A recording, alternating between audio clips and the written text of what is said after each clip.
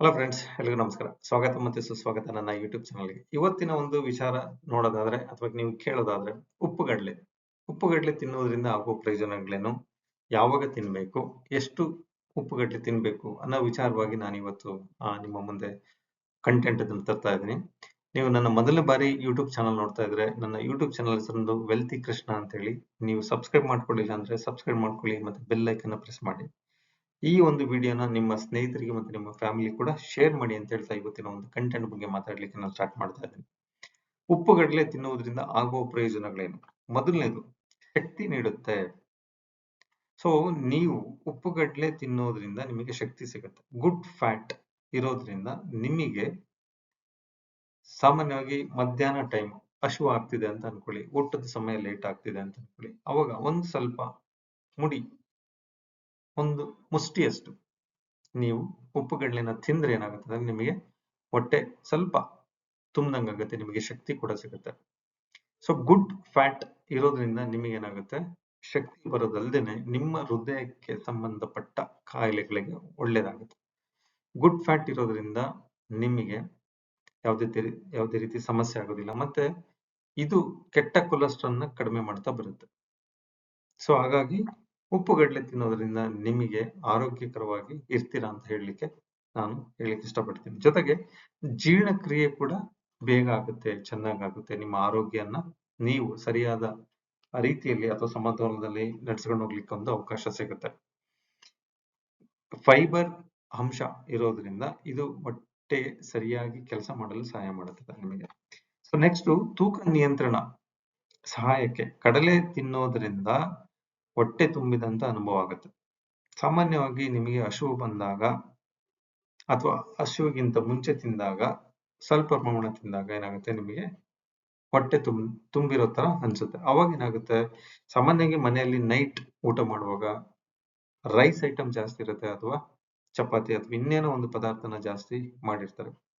So ನಮಗೆ ಇಷ್ಟ ಅಂತ ಹೇಳ್ಬಿಟ್ಟು ಹೊಟ್ಟೆ ತುಂಬಾ ತಿಂತೀವಿ. ಅವಾಗ ಏನಾಗುತ್ತೆ, ಹೊಟ್ಟೆ ತುಂಬಾ ಪ್ರತಿದಿನ ತಿಂತ ಹೋದಾಗ ಏನಾಗುತ್ತೆ, ನಮಗೆ ಒಂದೆಲ್ಲ ಒಂದು ರೀತಿ ಸಮಸ್ಯೆಗಳು ಸ್ಟಾರ್ಟ್ ಆಗ್ತಾ ಹೋಗುತ್ತೆ.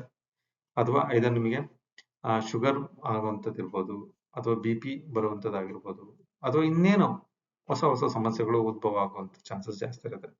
ನೀವು ಸ್ವಲ್ಪ ಪ್ರಮಾಣ ಕಡಿಮೆ ಊಟ ಮಾಡೋದ್ರಿಂದ ಏನಾಗುತ್ತೆ, ನೀವು ಹೆಲ್ತಿ ಆಗಿರ್ತೀರಾ, ನಿಮಗೆ ಯಾವುದೇ ತರ ಸಮಸ್ಯೆ ಕೂಡ ಬರೋದಿಲ್ಲ. ಸೊ ಆ ಒಂದು ಸ್ವಲ್ಪ ಕಡಿಮೆ ಪ್ರಮಾಣ ಊಟ ಮಾಡಬೇಕು ಅಂದ್ರೆ ನೀವು ಅದಕ್ಕೂ ಮುಂಚೆ ಅರ್ಧ ಗಂಟೆ ಮುಂಚೆ ನೀವು ಉಪ್ಪುಗಡ್ಲೆ ತಿನ್ನೋದನ್ನ ಅಭ್ಯಾಸ ಮಾಡ್ಕೊಂಡ್ರೆ ನಿಮಗೆ ಊಟದ ಪ್ರಮಾಣ ಕಡಿಮೆ ತಗೊಳ್ಳೋಂತ ಒಂದು ಅವಕಾಶ ಸಿಗುತ್ತೆ. ಸೊ ಅವಾಗ ಏನಾಗುತ್ತೆ, ನಿಮಗೆ ಹೊಟ್ಟೆ ತುಂಬಾ ಊಟ ಮಾಡಿದಾಗ ನಿಮಗೆ ಓಡಾಡ್ಲಿಕ್ಕೆ ಸಮಸ್ಯೆ ಆಗ್ಬಹುದು, ಅಥವಾ ಉಸಿರಾಟ ಆಡ್ಲಿಕ್ಕೆ ಸಮಸ್ಯೆ ಆಗ್ಬಹುದು, ಏನೋ ಒಂದು ಸಮಸ್ಯೆಗಳು ನಿಮಗೆ ನೀವು ಆಲ್ರೆಡಿ ಅನುಭವಿಸಿರ್ತೀರಾ. ಅದನ್ನ ನಾನು ಮತ್ತೆ ಕೂಡ ಹೇಳ್ತಾ ಇದ್ದೀನಿ. ಊಟದ ಮೊದಲು ತಿನ್ನುವುದೇ ಅಥವಾ ಊಟದ ನಂತರ ತಿನ್ಬೇಕೆ ಅನ್ನೋ ಒಂದು ಕ್ವಶನ್ ನನ್ನ ಸ್ನೇಹಿತರು ನನಗೆ ಕೇಳಿದ್ರು. ಊಟದ ಮೊದಲು ತಿಂದ್ರೆ ಏನಾಗುತ್ತಂದ್ರೆ ವೆಯ್ಟ್ ಕಂಟ್ರೋಲ್ ಮಾಡ್ಲಿಕ್ಕೆ ಅವಕಾಶ ಸಿಗುತ್ತೆ. ಯಾಕೆಂತ ಹೇಳಿದ್ರೆ ಅವಾಗ್ಲೇ ಹೇಳದಂಗೆ ಹೊಟ್ಟೆ ತುಂಬಾ ಊಟ ಮಾಡುವಂಥದ್ದು ತಪ್ಪುತ್ತೆ, ಅಥವಾ ಫ್ಯಾಟ್ ಜಾಸ್ತಿ ಆಗುವಂಥದ್ದು ತಪ್ಪುತ್ತೆ. ಸೊ ಬೇಡದೇ ಇರೋ ಪದಾರ್ಥಗಳು ತಿನ್ನೋದನ್ನ ತಪ್ಪುತ್ತೆ. ಸೊ ಹಾಗಾಗಿ ನಿಮ್ಮ ವೆಯ್ಟ್ ನಿಯಂತ್ರಣದಲ್ಲಿ ಇಟ್ಕೊಳ್ಳಕ್ ಒಂದು ಅವಕಾಶ ಸಿಗುತ್ತೆ. ಒಂದು ಮುಷ್ಟಿ ಊಟಕ್ಕೂ ಮುಂಚೆ ಯಾವಾಗ ತಿನ್ಬೇಕು ಅಂತ ಹೇಳಿದ್ರೆ, ನೀವು ಊಟಕ್ಕೂ ಮುಂಚೆ ಅರ್ಧ ಗಂಟೆ ಮುಂಚೆ ಅಂತ ಅವಾಗ್ಲೇ ಹೇಳಿದೆ, ಹೊಟ್ಟೆ ತುಂಬಿದಂತೆ ಅನುಭವ ಆಗುತ್ತೆ. ಮತ್ತೆ ಊಟದಲ್ಲಿ ಹೆಚ್ಚು ಅನ್ನ ರೊಟ್ಟಿ ತಿನ್ನೋದು ಕಡಿಮೆ ಮಾಡೋದ್ರಿಂದ ನಿಮ್ಮ ಫ್ಯಾಟ್ ಕಡಿಮೆ ಆಗೋ ಚಾನ್ಸಸ್ ಜಾಸ್ತಿ ಇರುತ್ತೆ. ಸೊ ನೆಕ್ಸ್ಟ್ ಪಾಯಿಂಟ್ ನೋಡೋದಾದ್ರೆ, ಊಟದ ನಂತರ ತಿಂದ್ರೆ ಏನಾಗುತ್ತೆ? ಊಟದ ನಂತರ ತಿಂದ್ರೆ ಜೀರ್ಣಕ್ರಿಯೆಗೆ ಸಹಾಯ ಮಾಡುತ್ತೆ. ತಕ್ಷಣ ಶಕ್ತಿ ಸಿಗುತ್ತೆ ನಿಮಗೆ. ಗುಡ್ ಫ್ಯಾಟ್ ಇರೋದ್ರಿಂದ ನಿಮಗೆ ಶಕ್ತಿ ಸಿಗುತ್ತೆ ಕೆಲಸ ಮಾಡ್ಲಿಕ್ಕೆ. ಮತ್ತೆ ನಿಮಗೆ ಆದ್ರೆ ಹೆಚ್ಚು ಪ್ರಮಾಣದಲ್ಲಿ ತಿಂದ್ರೆ ನಿಮಗೆ ಗ್ಯಾಸ್ಟ್ರಿಕ್ ಆಗೋ ಚಾನ್ಸಸ್ ಜಾಸ್ತಿ ಇರುತ್ತೆ, ಅದು ಊಟದ ನಂತರ ತಿಂದ್ರೆ. ಸೊ ಊಟಕ್ಕೆ ಮುಂಚೆ ತಿಂದ್ರೆ ಸಮಸ್ಯೆ ಇಲ್ಲ, ಊಟಕ್ಕೆ ನಂತರ ತಿಂದ್ರೆ ಗ್ಯಾಸ್ಟ್ರಿಕ್ ಆಗುವಂತ ಚಾನ್ಸಸ್ ಜಾಸ್ತಿ ಇರುತ್ತೆ. ಸಾಮಾನ್ಯವಾಗಿ ಕೆಲವರಿಗೆ ಗ್ಯಾಸ್ಟ್ರಿಕ್ ಆಗ್ತಾ ಇರುತ್ತೆ, ಅವಾಗ ಗ್ಯಾಸ್ಟ್ರಿಕ್ ಆಗ್ತಾ ಇರುತ್ತೆ. ಸೊ ಅಂತವರು ಊಟಕ್ಕೂ ನಂತರ ತಿನ್ಬೇಡಿ ಅಂತ ನಾನು ಹೇಳಕ್ ಇಷ್ಟಪಡ್ತೀನಿ.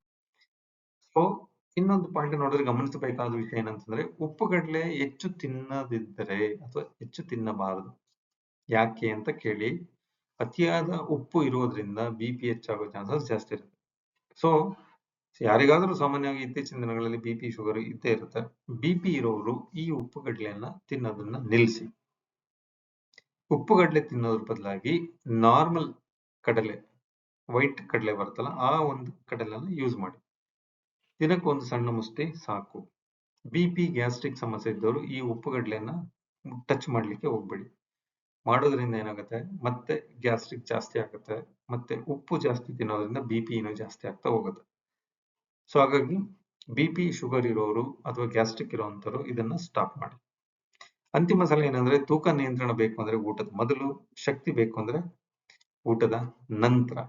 ಅದು ತುಂಬಾ ಅದೇ ಊಟ ಮಾಡ್ದಂಗೆ ನೀವು ಉಪ್ಪುಗಡ್ಲೆ ತಿನ್ನಕ್ ಹೋಗ್ಬೇಡಿ. ಒಂದು ಮುಷ್ಟಿ ಮ್ಯಾಕ್ಸಿಮಮ್ ಅಂದ್ರೆ ಒಂದು 15ರಿಂದ ಒಂದು 25 ಅಷ್ಟನ್ನ ನೀವು ಅಭ್ಯಾಸ ಮಾಡ್ತಾ ಬನ್ನಿ.